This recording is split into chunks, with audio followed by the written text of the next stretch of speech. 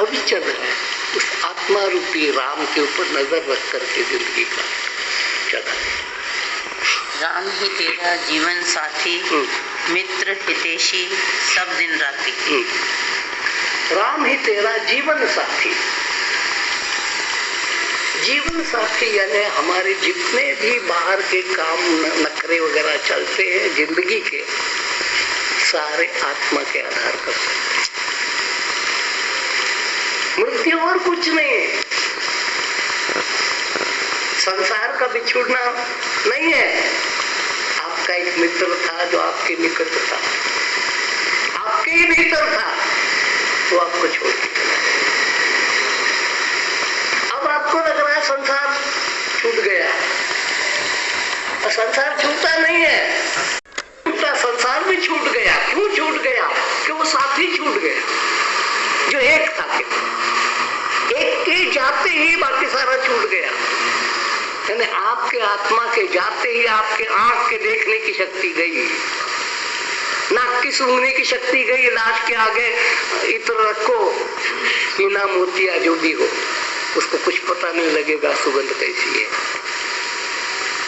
उसके आंख के आगे बढ़िया से बढ़िया शोभा सिंह की पेंटिंग रखो, उसको कुछ पता नहीं लगेगा क्या है।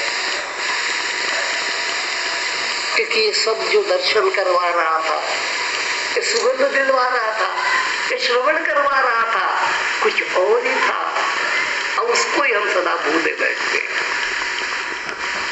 नौकर चाकरों को याद रखते हैं और स्वामी की याद ही नहीं आती। कान याद आते, नाक याद आती, आंखें याद आती है, हाथ पैर याद आते, खोपड़ी याद आती है, सब कुछ याद आता है।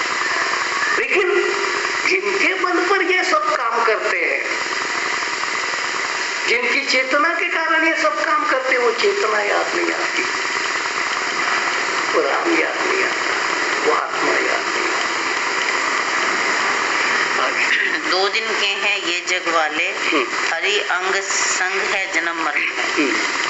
2 दिन के हैं ये जग वाले, अंग संग यानी जो फालतू था, इस्तेमाल के बाद जैसे आप कपड़े फेंक देते, लेकिन आप अपने को तो नहीं फेंकते,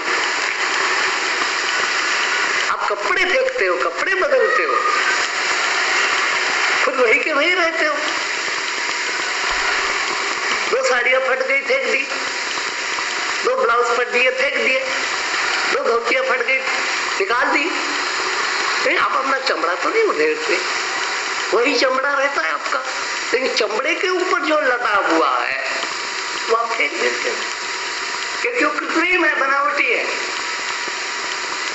तो आत्मा के ऊपर पहना हुआ ये लबादा है काया, और काया के ऊपर फिर और लबादे हुआ ये लबादा है काया, और काया के ऊपर फिर और लबादे, जिनको हम कपड़े कहते हैं। अब ये आत्मा कितने लबादों के बीच में छुप करके बैठी। ये हार्ड चमड़े का लबादा एक, उसके ऊपर दूसरे ऊनी रेशमी सूती जो कुछ है ये लबादे, तो उसको तकरीबन कब्र में रख दिया हमने। लेकिन कई लोग इतने समझदार होते हैं, कब्र में छुपे हुए राम को भी प्यार करते हैं। जग में तूने प्यार बढ़ाया, कितना सिर पर भार चढ़ाया। पल पल मुश्किल होगी रे पगले, भव सागर के पार करने में। सबसे बड़ी कमी मनुष्य की है, जितना वो उम्र में बढ़ता चला जाता है, उतना वो चिंता ज्यादा करता है। जवान आदमी बाहर गए और घर में 4 जवान हैं, उसमें से 2 जवान बाहर चले गए, 2 बाकी के हैं। वो 2 समय पर नहीं आए जवान इतनी चिंता नहीं करेगा, लेकिन 5 के बीच में एक बुढ़ा होगा, वो 10 बार उन जवानों को पूछेगा, अरे पप्पू अभी तक आया नहीं क्या? अरे घड़ी में देख रहे 7 तो बज गए, पप्पू नहीं आया। बुढ़ा ही कहेगा पप्पू नहीं आया, पप्पू नहीं आया, पप्पू नहीं आया। वो दूसरों को आ जाएगा, अभी नहीं पता। आप दादाजी चिंता न करो, आ जाएगा। अभी तो 9 तो बजे हैं, घड़ी ठीक है ना भाई? घड़ी को चाबी भी नहीं ठीक नहीं, उसको घड़ी भी गलत लग रही क्योंकि वो आ नहीं रहा। घड़ी ठीक ही है, रोज जैसी टाइम दे रही है। देख तो घड़ी को चाबी तो नहीं रहेगी कि वो कितने बजे है? अभी 8:30 बजे। अब मेरा सोचा 10 बज गए होंगे। ये चलता है दिमाग। और ईश्वर के घर जाने के समय में खोपड़ी में ईश्वर की बजाय बंटे भर एक चिंता है जो है बंटों से ज्यादा कुछ भी नहीं है। मेरे पास एक बड़ा फकर के साथ आदमी आया था, बाहर पट्टे पर ही बैठा था। हमने सुना है सत्संग करते हो? मैंने कहा होता है। कब होता है? मैंने कहा मंगलवार बहनों का होता है, इतवार कंबाइंड होता है, भाई बहन दोनों। हाँ हमने सुना है आप सत्संग बहुत अच्छा करते हो। अब मेरे पास तो टाइम नहीं होता, यही चर्चा कर लेते हैं।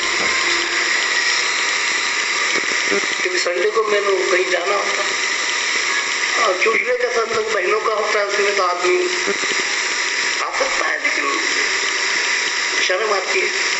तो अभी आज आप मिले ही, वो बैठे हो बाहर, तो मैंने कहा चलो मिल लेते, महात्मा है, ठीक है। चर्चा अपना परिचय देने लग गया। मैंने ये किया, वो किया, वो किया, वहां से नौकरी छोड़ी, पर बाद में तरक्की हो गई, ये हो गया, वो हो गया, वो हो गया। आध्यात्मिक कुछ नहीं, बाहर का ही काम। मैंने वहां कारखाना खोल रखा, मैंने वहां 3 बच्चे हो और कहा कि मेरे को 11 बच्चे और सबका मैंने ठीक ठाक कर दिया। एक बच्चे की तो 2-2 बार शादियां कर दी, मर गई, एक छोड़ गई, दूसरी मर गई। तो मैं हिम्मत नहीं हारा, जो मर गई उसके बदले में दूसरी ले आया और जो छोड़ गई उसके बदले में भी दूसरी ले आया। ऐसा मैंने अपना जो कर्तव्य है वो बिल्कुल ठीक है। आपको कैसे लगता है? अब इसके बाद मनुष्य को अपना कर्तव्य निभाना चाहिए, नहीं मैं कर्तव्य निभा। अब मेरे पोते मैं सगाई के लिए जा रहा था, तो आपको बैठे हुए देखा। पोते की सगाई करने के लिए मैं जा रहा था, आपके लिए बैठा। मैंने कहा चलो इनसे भी थोड़ी बातें कर लेते। आप कैसे मेरे बारे में आपकी कह रहा है, हम जैसे गृहस्थियों को क्या करना चाहिए? मैंने कहा जो गृहस्थियों को करना चाहिए वो आपने कर लिया। मैंने कहा राजस्थान में लगता है मारवाड़ में एक ऊँटों का मेला। ऊँट वो पसंद होता है ज्यादा, उसकी कीमत ज्यादा आती है जो लद्दू ऊँट कहते हैं। यानी जितने आदमी उस पर चिपक जाए, ऊपर बैठ जाए, टांगों में लटके जाए, पूंछ पकड़ ले, कान पकड़ ले, जितने आदमी उस पर ज्यादा चढ़ सकते हैं उसकी कीमत ज्यादा आती है, लद्दू ऊँट की। मेरे ध्यान से लेना, दोबारा नहीं आएगा, आप करेंगे। मैंने कहा आपको तो मेरे को पूछते हो तो आप बिल्कुल लद्दू ऊँट चढ़ाते गए, आदमी ऊपर चढ़ाते हैं, बहुए बेटियां जवाई सब कुछ कहाँ जाओगे आप मृत्यु के समय? आपको ईश्वर याद नहीं आएगा।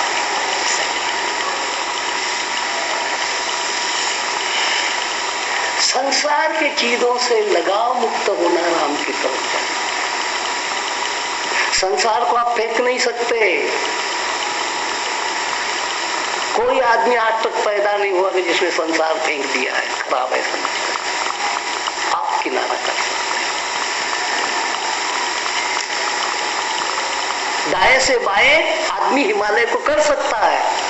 अगर वो बाएं की तरफ चले तो दाएं की तरफ आ जाएगा। दाएं की तरफ छोटी सी चीज है लेकिन हिमालय का दाएं बायां कर देता है, अकल से, युक्ति से, समझ से। ऐसे उखाड़ करके आप हिमालय सारा उखाड़ करके दाएं का बाएं नहीं कर सकते। अगर आप बाएं तरफ हिमालय आ रहा है, आप दाईं तरफ चलते हो तो बाईं तरफ आ गया। आप बाईं तरफ चलने लग जाओ, हिमालय दाईं तरफ चला जाएगा। अकल वो एक बहुत बड़ी चीज है। इसलिए संसार का हिमालय दाएं से बाया वो आदमी कर सकता है जिसके पास अकल होगी। और जो खुदाई करके इधर का इधर डालेगा वो कभी जिंदगी खत्म हो जाएगी, कई जिंदगियां खत्म हो जाएगी, हिमालय इधर का उधर। संसार को आप नहीं बदल सकते। फिर क्या, लौट करके आना पड़ता है। संसार की संसार भोग लेगा तो काहे को चिंता में पड़ा है। तो जब अपनी चिंता कर कि तू कहाँ जा रहा है।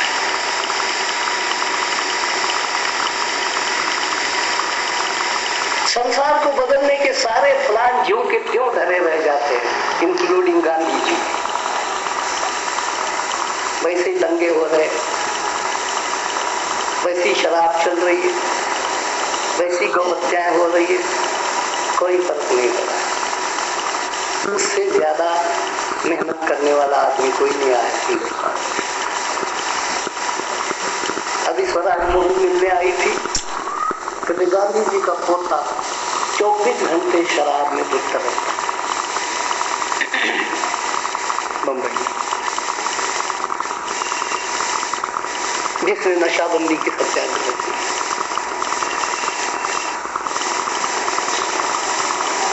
अब कोई और खानदान खोजोगे? उनके खानदान का तीसरा अंश है, बीच में बेटा गया, बाद में पोता है। कहते बोतल और ग्लास उसके सामने सदा ही पड़े होते हैं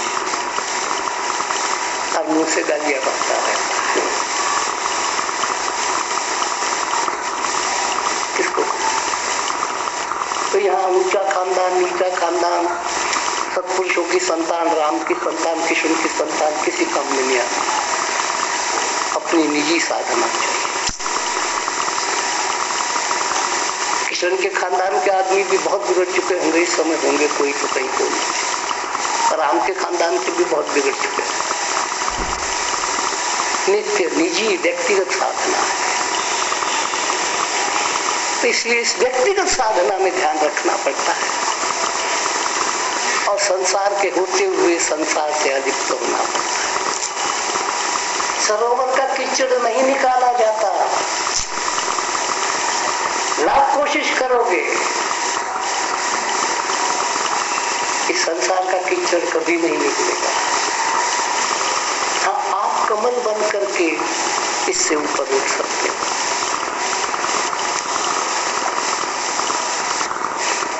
कमल यही उपदेश देता है, कह मलम, कहाँ है मल? बताओ।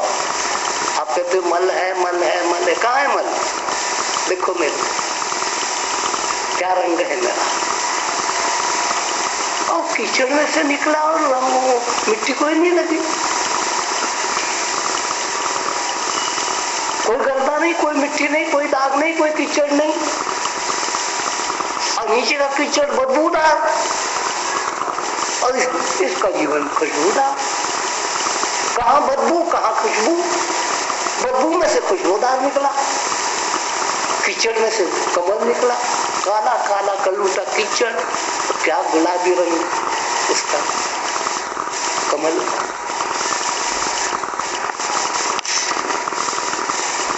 क्यों? क्या संकल्प था उस कमल की गांठ में? पूजा, पूजा का संकल्प। पूजा करूंगा प्रकाश की, कमल कहता है। जब मैं कीचड़ में दफनाया गया था तो मेरे चित्त के अंदर नरक में एक वेदना होती है, वेदना का ही नाम नरक है।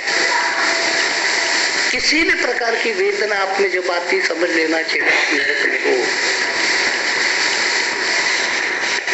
अगर कोई लड़की बाल विधवा हो जाए, उस समय जो आपकी हालत होती है वो नरक की हालत है। कभी आपके बिजनेस का दिवाला निकल जाए, उस समय जो हाफ मैड जैसे आप हो जाते हो, नरक की हालत है। नरक मानसिक दशा का नाम है।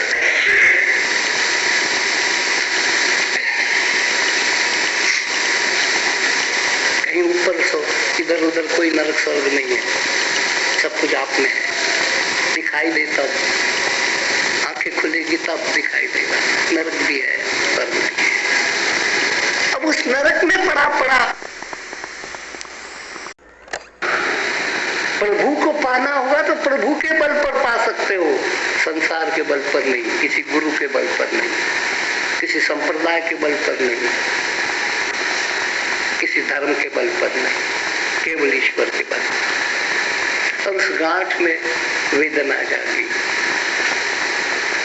तोड़ दूंगी अपने को और निकालूंगी इसमें समाया हुआ जो है। तो गांठ वो काया ही है ना, उसी में था ना वो गुलाबी रंग, उसी में था ना वो सुगंध थी ना, तो बाहर से थोड़ी आकर के चिपकी है, रंग कोई बाहर से नहीं आया, ये भीतर ही था। विद्रोह किया, बगावत की झूठे कीचड़ के साथ, तो उसमें से बाहर निकल आया। और एक हाथ डंडी ऊपर निकाल करके खिल गया। किसके लिए? सूर्य पूजा के लिए। कमल को आप जरा देखोगे तो जैसे सूरज घूमता है वैसे कमल घूमता है, और जैसे सूरज अस्त होता है कमल बनता है। जीवन किस लिए? सूरज के लिए। ऐसे जब मनुष्य को लगता है जीवन किस लिए? आत्मा रूपी सूरज के लिए, फिर वो राम की शरण में गए। फिर वो मंदिर बनाने और फलाना करना और ये करने, झगड़े करने और मस्जिद गिराने, इसकी झंझटों में से मुक्त हो गया।